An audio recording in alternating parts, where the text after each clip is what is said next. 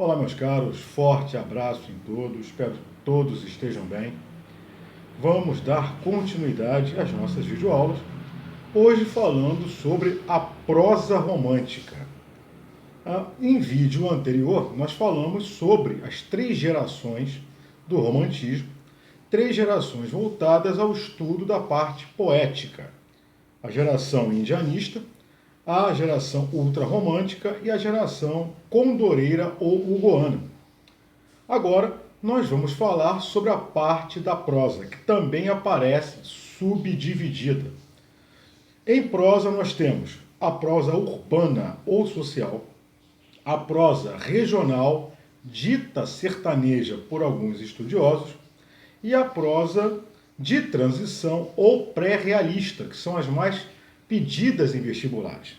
Além dessas três, nós ainda podemos citar a prosa indianista e a prosa histórica. Então vamos por partes, vamos falar sobre essas estruturas presentes no período romântico.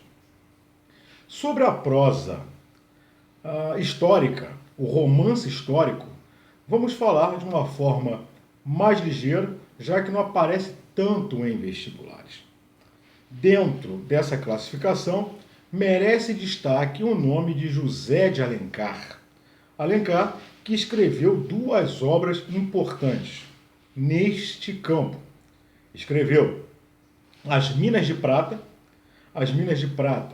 a obra que relata as aventuras dos bandeirantes que entram pelo Brasil, ou seja, os bandeirantes que penetram o sertão brasileiro na tentativa de achar metais preciosos.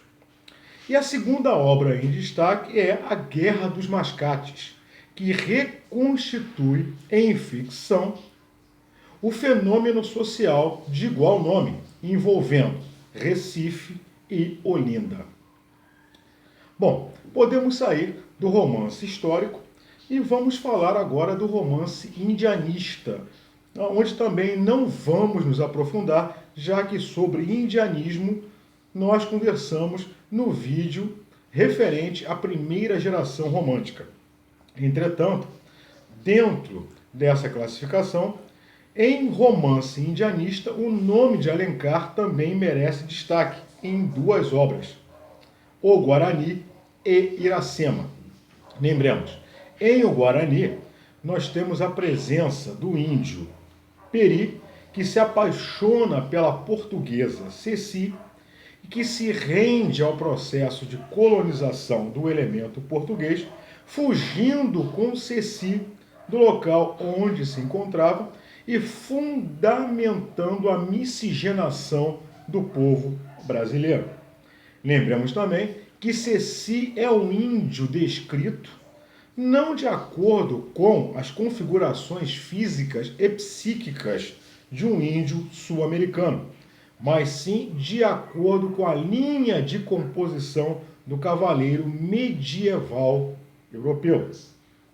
Sobre Iracema, nós também já comentamos, vale lembrar que Iracema é anagrama de América, ou seja, Iracema é a Índia que representa o continente americano ainda virgem, aquela que recebe a visita do elemento português e também num processo de miscigenação dá origem à população brasileira, mais precisamente o povo do Ceará, já que Iracema é uma história ficcional voltada à criação do Ceará.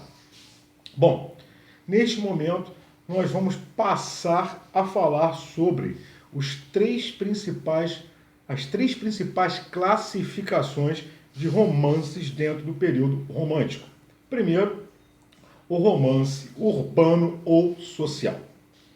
Vale destacar aqui o seguinte: dentro dessa classificação, dois nomes merecem destaque. O primeiro, de Joaquim Manuel de Macedo, que escreveu A Moreninha, e o segundo, de José de Alencar, que desenvolveu duas composições importantes. Escreveu ele Senhora e Lucila. E já há uma grande diferença entre os autores. Por quê? Joaquim Manuel de Macedo é aquele que escreve de acordo com os anseios da população naquele momento. Ou seja, as suas linhas são altamente românticos dentro de um padrão já esperado pela sociedade, pela cultura da época. E Alencar é um elemento que desafia o padrão cultural imposto. Como exemplo, Joaquim Manuel de Macedo nos apresenta o casamento como o ápice do amor romântico. Já Alencar nos revela o casamento como um contrato social, como um evento, como um fenômeno que possibilita a ascensão social das pessoas. Em A Moreninha, por exemplo, Moreninha de Joaquim Manuel de Macedo, nós temos os chavões do clima romântico da época. Ou seja, estudantes ou de medicina ou de direito, cursos que chamam a atenção à época, cenários burgueses. A própria história de A Moreninha se passa na ilha de Paquetá, que é um cenário burguês atraente da época. E nós temos as idas e vindas românticas, ou seja, nós temos uma problemática envolvendo a personagem masculina e a personagem feminina, no caso, a Moreninha. O amor, ele pode se concretizar, não pode se concretizar. O amor, ele é colocado em xeque. A Moreninha é uma mulher que esconde um segredo, assim como o estudante, o Felipe, também esconde esse segredo. E aos poucos nós vamos observando que o amor, ele redime as pessoas. Então o amor, ele purifica os seres. Resumidamente falando, a Moreninha, ela é uma menina ainda que foi deixada pelo protagonista em algum momento, na história. Essa menina, ela teve de se ausentar do espaço, ela retorna, e o Felipe é aquele que ainda é apaixonado por ela, guarda o seu coração, porque se sente incapaz de amar uma outra mulher que não seja a Moreninha, na verdade, a Carolina. E no final da obra, há a revelação, e Felipe então fica sabendo que aquela menina, por quem ele sente forte atração, é a sua Carolina. O amor, então, ele impele as ações a uma concretização, ele impele as ações para uma redenção dos envolvidos na história romântica. Já Alencar trabalha de uma forma um pouco diferente. Em Senhora, por exemplo, ele revela o relacionamento entre Aurélia e Fernando. Os dois são pobres, só que Fernando, ambicioso, resolve deixar Aurélia e procurar um destino melhor para ele. Ou seja, abandona aquela menina pelo fato de ela ser pobre. Só que a Aurélia enriquece. A Aurélia recebe uma herança, fica rica e resolve testar o caráter de Fernando. Resolve fazer com que uma criada sua o procure e ofereça uma proposta de casamento, uma proposta financeira muito agradável a Fernando, sem sequer revelar quem é. Fernando aceita e Aurélia então tem a noção de que ele continua sendo um cafajeste, um canalha. Entretanto, o que acontece a partir daí modifica a personagem feminina, assim como modifica a personagem masculina. Pois após o casamento, Fernando pensa que terá acesso ao dinheiro de Aurélia e ao amor da menina. Entretanto, o que ela faz é transformá-lo em um escravo particular, um homem submisso às suas vontades. Imaginemos esse quadro em pleno século XIX. Uma mulher que coloca um homem à sua submissão. Fernando, então, resolve fazer aquilo que todo homem acaba um dia tendo de fazer, trabalhar. Então, resolve ele juntar dinheiro para pagar, né, o valor dado a ele por conta do casamento. E nesse meio tempo o seu caráter vai se modificando.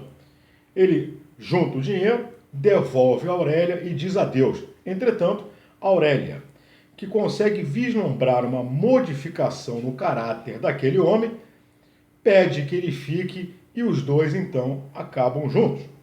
Nós também podemos perceber a redenção romântica. É claro, estamos dentro do período romântico, estamos dentro do romantismo, então é lícito dizer que o amor ele vai purificar as ações, que o amor vai provocar a redenção das personagens. Em outra obra, Alencar, ele trabalha também um processo de redenção romântica, mas choca a sociedade ao nos apresentar uma prostituta como protagonista. Essa é a obra Lucíola. Lucíola é uma personagem que guarda um segredo, é uma personagem que está na cidade grande trabalhando como prostituta e, na verdade, ela causa admirações. Admirações, e um homem em específico se apaixona por ela e decide tirá-la daquela vida. Entretanto, Lucíola é reticente a isso porque um segredo a movimenta nessa trajetória. Ela possui uma irmã que precisa de dinheiro para se tratar. Uma irmã que possui uma doença que aos poucos vai trabalhando em seu organismo e a matando, e Lucíola precisa mandar dinheiro para que essa irmã consiga se tratar. Entretanto, um dia a irmã é obrigada a seguir ao Rio de Janeiro para se tratar em outro local, já que ela morava no interior do estado. E aí a reviravolta começa. Lucíola se vê com tuberculose, sabe que irá morrer. E ela então decide resgatar o laço com o jovem e belo protagonista. E nesse momento começa o processo de redenção. Ela, que por conta de um segredo, de uma necessidade financeira, ela que está naquela vida, decide abandoná-la para viver um amor verdadeiro. E esse homem que está ao seu lado sabe que ela vai morrer. Entretanto, ele decide estar com ela e oferecer o melhor de si para que até o momento de sua morte ela consiga desfrutar desse amor maior.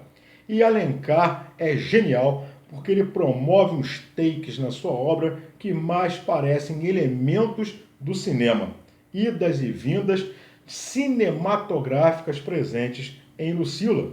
E o momento da sua morte é um momento hollywoodiano, em que Alencar coloca, descrevendo, e a capacidade de Alencar de descrição é incrível, ele coloca que o último suspiro de Lucíola é dado na boca do homem que ela tanto ama. Mais uma vez, o amor ele é colocado nessa trajetória. E você que é um cara inteligente, sagaz, perspicaz, você vai perceber que dentro do romantismo você trabalha basicamente dois finais. Ou um final feliz, onde existe uma redenção provocada pelo amor, no famoso happy end, ou você possui um final trágico e esse final aponta para a morte de um ou ambos os protagonistas. Vamos sair agora do romance urbano social e vamos falar do romance sertanejo ou regional. Primeiro passo, sair da cidade. Ou seja, se falamos em século XIX, falamos em abandonar a corte fluminense. E aí se destaca o nome de Visconde de Toné. Escreve-se Taunay, mas pronuncia-se Toné, já que o sobrenome é francês. Visconde de Toné escreve Inocência, a história de uma menina órfã de mãe. Ela vive com o pai no interior do país, para ser mais preciso, em Mato Grosso. Então, nós podemos já apontar uma tendência dessa literatura, que é o abandono da corte fluminense para a tomada de um Brasil ainda não conhecido pelos brasileiros. Vale aqui lembrar que essa tomada é feita de um modo um pouco artificial, já que os autores eles não se encaminharam ao local para realizar o processo de construção do cenário. Eles se apegaram a mapas, a atlas, a descrições feitas em livros para a construção. Então, o Mato Grosso, óbvio, não é um Mato Grosso real. É um Mato Grosso colocado através de citações, descrições, é um Mato Grosso que o autor coloca para ambientar esse distanciamento dos grandes centros. Em Inocência, nós podemos perceber essa menina criada pelo pai que se acha no direito de controlar a sua vida. Inclusive, Inocência é prometida. O que significa isso? O casamento já foi arranjado pelo pai, o que era comum à época. Ela deveria se casar com um vaqueiro de modos rudes, um manecão. Entretanto, ela se apaixona pelo Cirilo. Temos aí um triângulo amoroso formado. E resumidamente falando, esse amor ele já nasce comprometido, pois o pai não aceita que a filha quebre essa possibilidade de casamento. Entretanto, Cirilo quer fazer com que Inocência seja sua. Ele pretende falar com um parente que mora numa cidade próxima, a fim de que esse parente convença o pai de Inocência a abrir mão desse casamento arranjado. Entretanto, o pai de Inocência fica sabendo das artimanhas da filha com o Cirilo, conta a história para Manecão, e Manecão, para lavar a sua honra, resolve matar Cirilo. Cirilo é morto, Manecão é recusado por Inocência, que diz que jamais ficaria com o assassino. Ela sofre de grave inanição, ela se tranca no quarto, não sai para nada até a sua morte. A morte por desgosto, morte por não ter com ela mais o amor de Cirilo. Dentro dessa mesma trajetória regionalista, nós temos a escrava Isaura de Bernardes de Guimarães, a história de uma escrava branca. Perdão.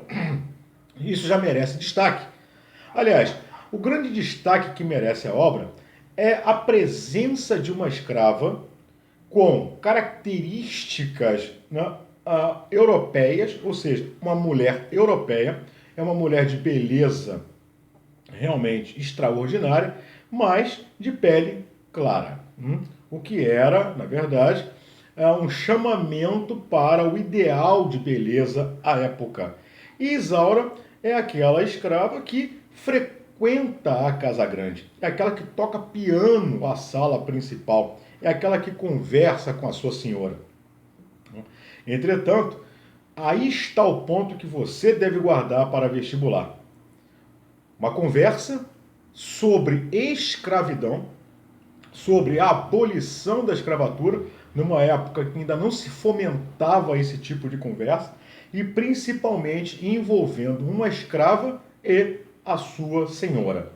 E Isaura, em português muito claro, come o pão que o diabo amassou, porque Leôncio, que é o seu dono, é apaixonado, entre aspas, por ela. Leôncio é aquele homem que não pode ver uma mulher porque ele acha que as mulheres são propriedades dele. E ele faz de tudo para que Isaura acabe ficando com ele. Entretanto, Isaura foge, Leôncio vai atrás, a recupera, mas no tempo em que ela estava fugida, ela conhece um homem do Nordeste que se apaixona por ela, um homem riquíssimo que vem ao Rio de Janeiro para retomar Isaura, e é isso que ele faz num final trágico para Leôncio, que acaba morrendo, mas Isaura fica em liberdade. E finalmente, nós chegamos ao romance de transição, ao romance pré-realista. Perdão. Um romance que vai estar focado naquilo que existe de mais cru na nossa realidade. Ou seja, elementos que até então não eram abordados em primeiro plano em literatura começam a aparecer. Nós vamos ter a presença das ruas, vamos ter a presença de uma classe que não é a classe dominante. Se antes nós tínhamos, né, em literatura ou no romance urbano ou social, a presença dos grandes folguedos, a presença, né, dos saraus. Vamos lembrar que o sarau era um momento importante para a sociedade. O sarau era uma mistura de poesia, de dança, de música, em que as damas eram apresentadas à sociedade.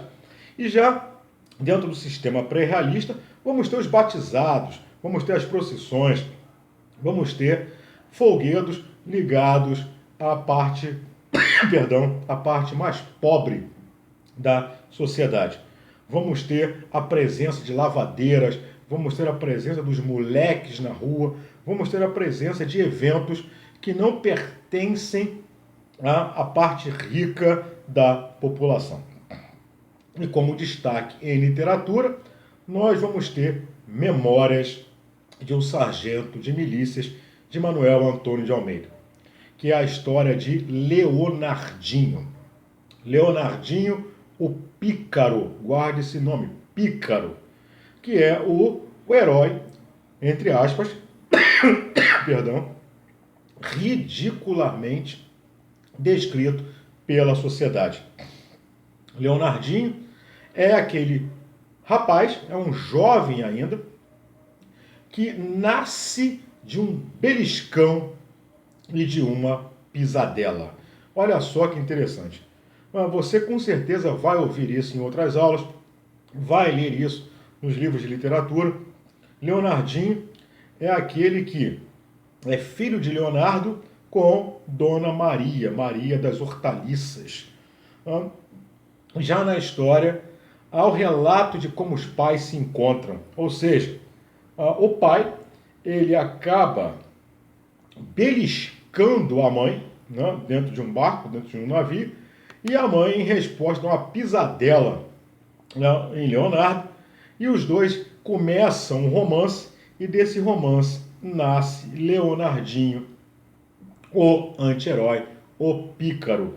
Leonardinho é abandonado pelos pais.